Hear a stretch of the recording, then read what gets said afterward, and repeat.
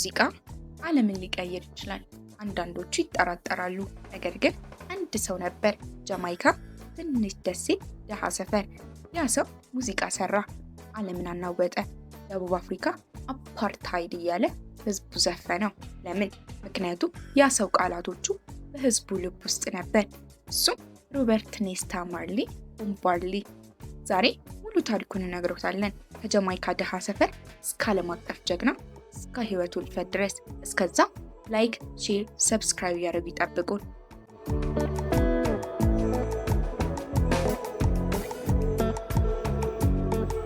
የካቲት 29 1937 ዓመተ ምህረት ጃማይካ ህፃን ወንድ ልጅ ተወለደ። እሱም ኔስታ ሮበርት ማርሊ። ኋላ ፓስፖርት ቢሮ ሰራተኛ ኔስታ የሴት ስም ይመስላል ብሎ ሮበርት ኔስታ ማርሊ ብሎ ቀየረው። አባቱ ኖርቫ ሲክሬይ ማርሊ ነጭ ጃማይካዊ ነበር፣ ዌልሽ ዝርያ። እድሜው 60 ሲሆን ቦብ ተወለደ። ቦብ እድሜው 10 ሲሆን አባቱ ሞቱ። እናቱ ሴድላ ቡከር ጥቁር ጃማይካዊ፣ እድሜያቸው 18 ሲሆን ኖርቫን አገቡ። ፈሪሃ እግዚአብሔር ያላት ሴት ነበረች። ቦብ ሁለት ዓለሞችን ተሸክሞ ተወለደ። ነጭም አይደለም ጥቁርም አይደለም። ልጆች ያፌዙበት ነበር። ሙሌቶ ሙሌቶ። ቦብ አልተረበሽም፣ አልተናወጠም። ልቡ ሙዚቃ ፈለገ። እድሜው 10 ሲሆን ቤተሰቦቹ ትሬንች ታውን ኪንግስተን ተዘዋወሩ። ትሬንች ታውን ኪንግስተን ውስጥ ካሉ ደሃ ሰፈሮች አንዱ ነበረች። ክፍት ፍሳሽ ቦይ ብለው ይጠሩት ነበር። ድህነቱ ጥልቅ ነበር። ነገር ግን ያ ሰፈር ሬጌ ሙዚቃን ወለደ።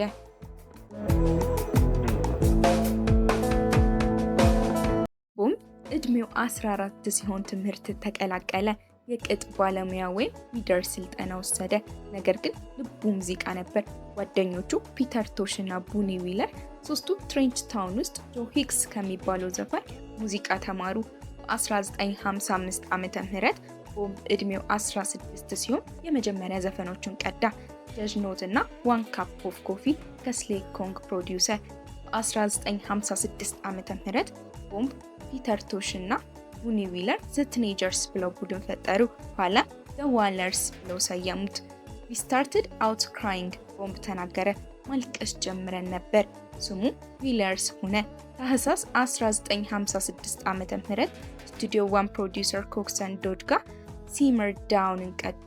ጃማይካ ውስጥ ሂት ሆነ። ዓለም ቦብ ማርሊን ሰማ ለመጀመሪያ ጊዜ።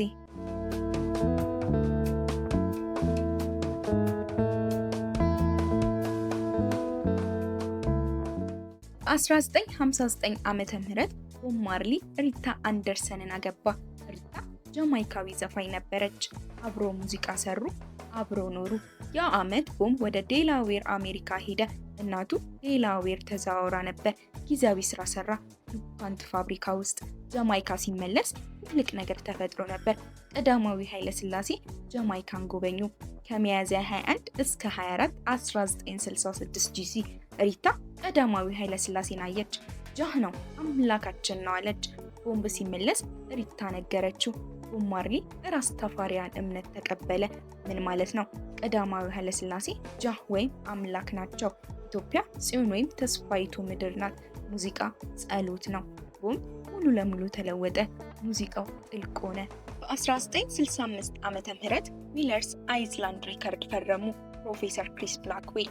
በ1966 ዓመተ ምህረት ከችፋየር ዓለም አቀፍ አልበም ወጣ። ሬጌ ዓለምን ደረሰ። ቦብ ያው ዓመት አሻው ዘ ሽሪፍ የሚለውን ዓለም ሁሉ ሰማው። በ1967 ዓመተ ምህረት ፒተር ቶሽ እና ቡኒ ዊለር ቡድኑን ለቀቁ። ቦብ ብቻውን ቀጠለ። ናይት ድሬጅ ዓለምን አናወጠ። ኖ ውመን ኖ ክራይ ሰዎች አለቀሱ። ሊቭሊ አፕ ዮርሰልፍ ሰዎች ጨፈሩ። 1968 እስከ 1969 ዓመተ ምህረት ራስታማን ቫይብሬሽን ምርጥ ዘፈኖቹ። ዋር ከቀዳማዊ ኃይለ ሥላሴ ንግግሮች ቃላቶች ፊደል ለፊደል ወደ ዘፈን ተቀየረ።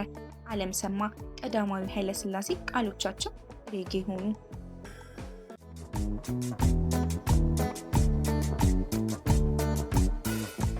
ቦብ ማርሊን ጠላቶቹ ጥይት ተኮሱ። ቦብ ቆሰለ። ሚስቱ ሪታ ቆሰለች። ቦብ አልተናወጠም። 2 ቀን ቆስሎ ኮንሰርቱን ቀጠለ። ወደ እንግሊዝ ለንደን ሸሸ። በ1970 ዓመተ ምህረት ኤክሶደስ አልበም ወጣ። ዓለም ሙሉ ሰማው።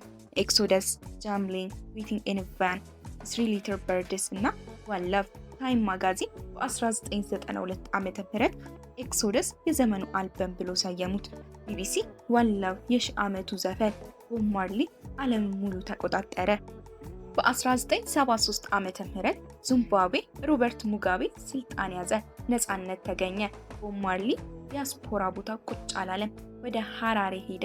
የዚምባብዌ ነፃነት ስነ ስርዓት ቦብ ማርሊ ብቸኛ ውጭ ሀገር ዘፋኝ ነበር። ዚምባብዌ ዘፈነ፣ ህዝቡ አለቀሰ፣ ጨፈረ። ዚምባብዌ በለቅሶ በደስታም ተሸፈነች። ቦብ አፍሪካ ልቤ ነው አለ።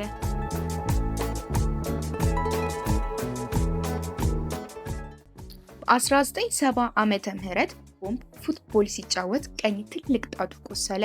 ዶክተር አየው ካንሰር ነው ተባለ። ዶክተሩ ጣቶቹ እንዲቆረጡ ወሰነ። ቦብ ፈቃደኛ አልሆነም። አንዳንዶቹ ራስታፋሪ እምነት ስጋን አይቆርጥም ብለው ያስባሉ።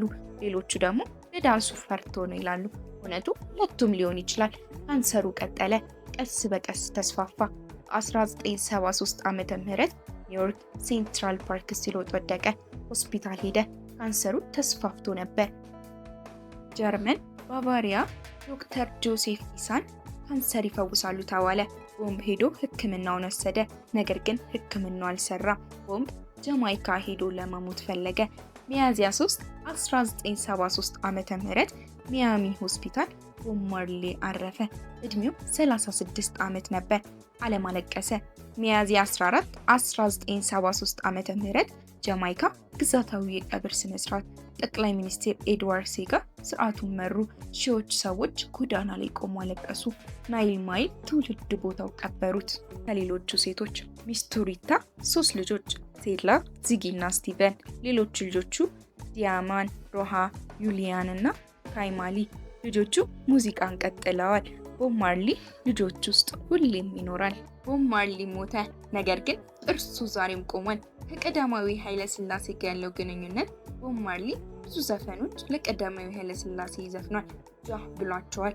ዋር ቀዳማዊ ኃይለ ሥላሴ ለተባበሩት መንግስታት ያደረጉትን ንግግር ዘፈን አድርጓል። ኢትዮጵያ ቦብ ማርሊ ላይ ህልም ነበራት፣ ሞተ። ነገር ግን ኢትዮጵያ ኦርቶዶክስ ቤተክርስቲያን ተጠምቆ ብርሃነ ሥላሴ ወይም የሥላሴ ብርሃን የሚለውን ስም ወሰደ። ኢትዮጵያ ለቦብ ማርሊ ቤቱ ነበረች። ቦብ ማርሊ ያስተማረን አንደኛ ሙዚቃ መሳሪያ ነው፣ ጥይት ሳይታኮስ ዓለምን ቀየረ። ሁለተኛ ድህነት ህልምን አያቆምም፣ ትሬንች ታውን ሰፈር ወጥተው ዓለምን ሞሉ።